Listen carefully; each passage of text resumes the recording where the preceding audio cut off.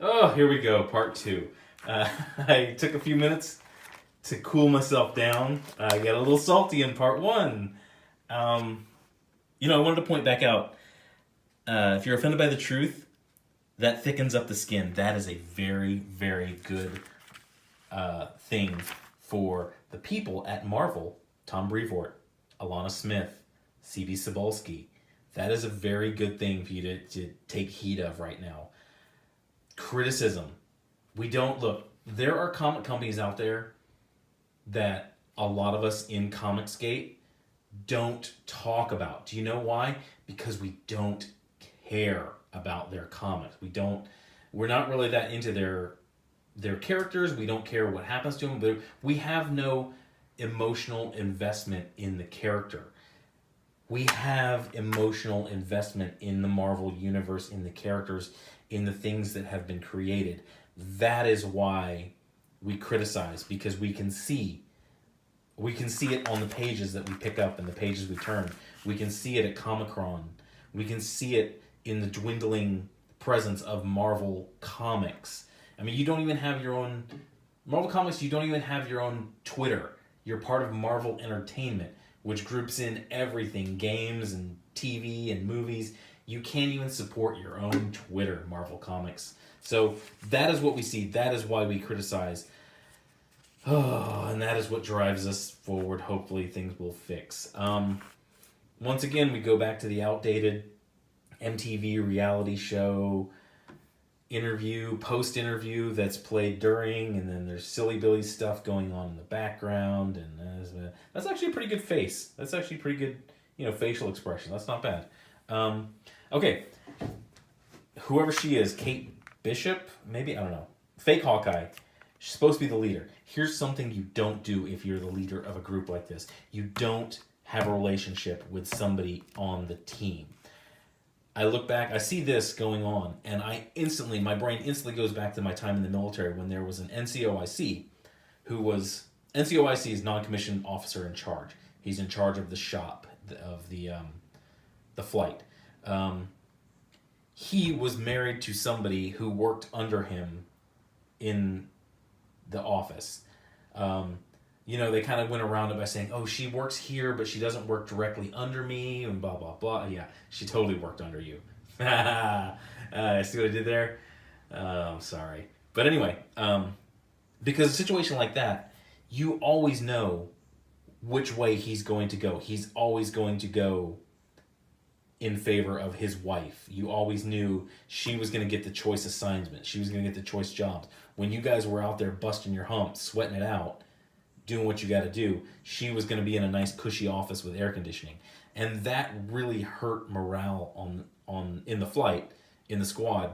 And that is what this would do. So if you are a leader, if you're going to be a leader, and Kelly Thompson, I'll give you that one for free. That is something you could go. You can see that their relationship's going very well, but you could see that it's actually hurting the team in future issues, and they have to split up. And you can see there's a conflict in that you can see. There you go. Once again, I'm writing this comic book for free. Oy. Go back to Punchy Puncherson. I don't know what she's doing. Okay, so they get a call. They're done eating, as they always do in Marvel Comics, eat. Blah, blah, blah, wet towels. Look, they've been together a matter of minutes, and they're talking like they've been together for months. Like a bunch of towels and Gwenpool and I don't know, Silly Billy random stuff that you just wasted 1, 2, 3, 4 pages on. You just wasted half a page on Silly Billy, We Live Together, apartment garbage. So go here, I don't know, I don't know where they are. I don't care, we're in California. This is kind of cool. This is a cool homage to Attack of the 50-Foot Woman, which is a B movie from the, I want to say the 50s, but it might have been 60s. But this pose, the California setting, it's exactly like Attack of the 50-Foot Woman. It's a B movie. It was, it was silly. It was like a Sharknado of its day. But there were, a lot of movies were like Sharknado of the day. They were just made so teenagers could go to the theater and make out. That's what the movies were about. And they were kind of experimenting with kind of sci-fi stuff. But the cool thing was that, you know, feminism back in the day sort of latched onto this iconography. And it was really cool because the character in the movie was a wife whose husband was a philanderer and he was running around with all these other women.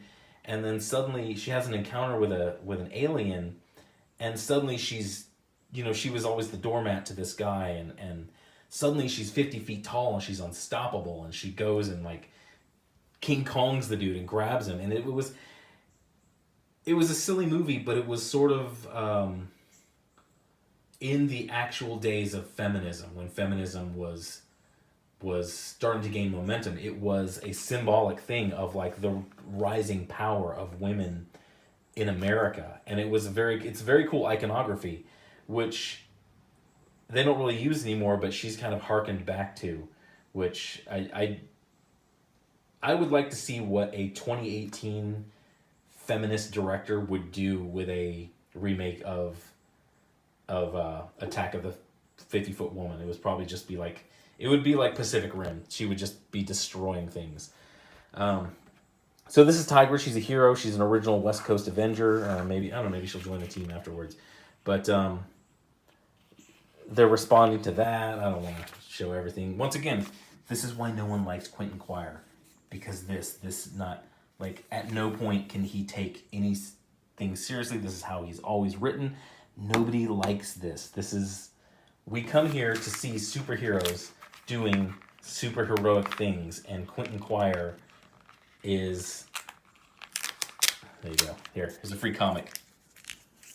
Quentin Quire is not that. He's just off-putting. He's just miserable. Here he is, you know, talking about how powerful he is and that he's an X-Man, blah, blah, blah. And yeah, so come on, guys. We're gonna make it. We're gonna make it through this.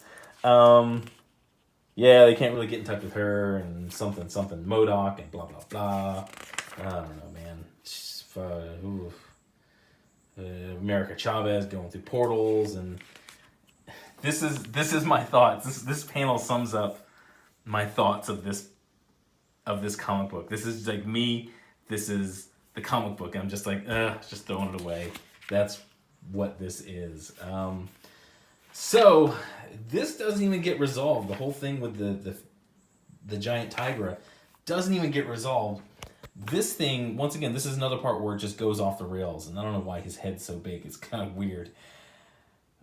This Brodock comes up and basically like, and don't feminists consider this?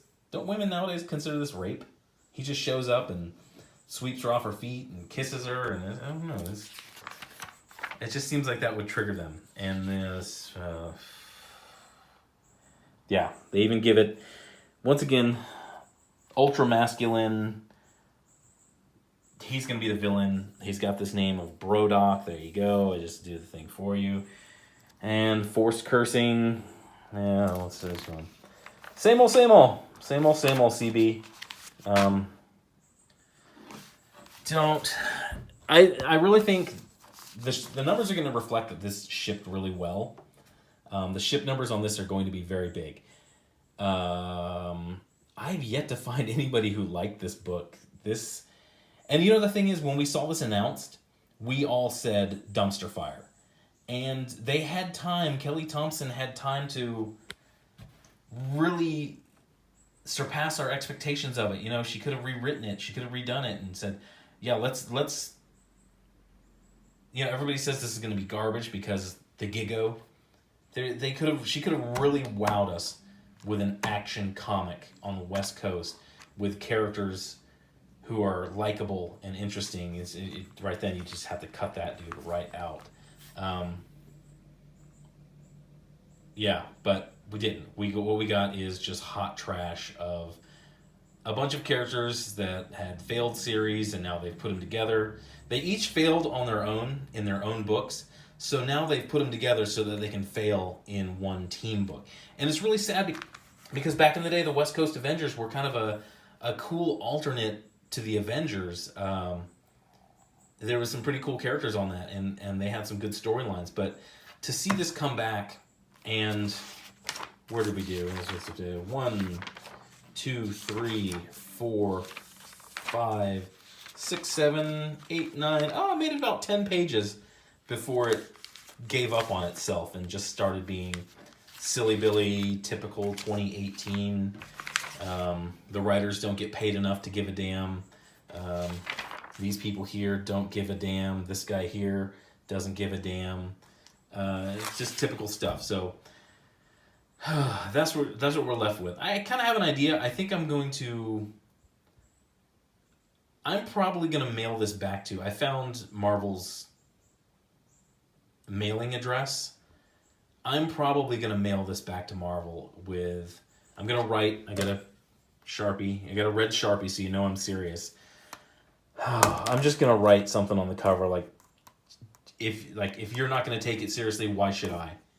And yeah, I care enough about Marvel. I love the universe enough.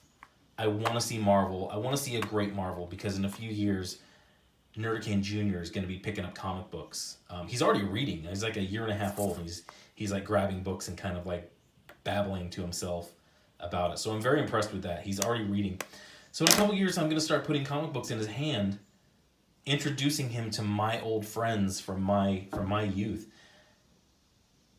And that is partly why. That's why I do videos. That's why I do things like this. That's why I get up in arms about things like this. People not caring, because it's not for me. I had my great days in comics. I want great days ahead. I want you all to make great comic books so you can get paid really well, and so you can do your own projects your own passion projects, and so there will be an audience there for you to make a decent living. We don't want you eating cat food. We don't want you living in parking lots. That is why we want this. That's what Comicsgate is. Comicsgate.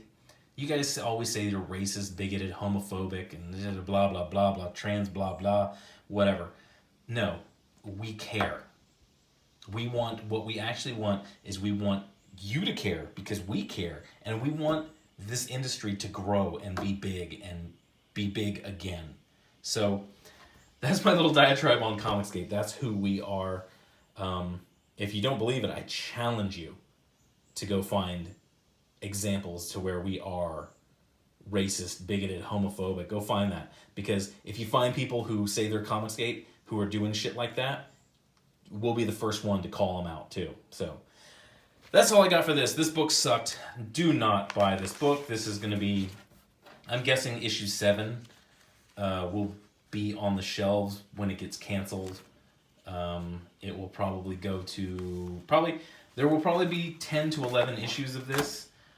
Issue 7 or 6 will be where the announcement of it being canceled. Marvel will probably just say, oh, it was a miniseries. And that's how they'll kind of get away with it. But I got some writing to do. I got to mail this out to Marvel. So thanks for watching. Let me go get something. Let me go find something upbeat, something fun to do. Okay? But thanks for your time. Thanks for watching. Hit a like, hit a subscribe. If I'm wrong on this, and if this is a great comic and I'm just not seeing it through the right lens, man, tell me in the comments, because I would love to have my mind changed about this comic. But from what I see, garbage in, garbage out. But thanks for watching. Have a good day.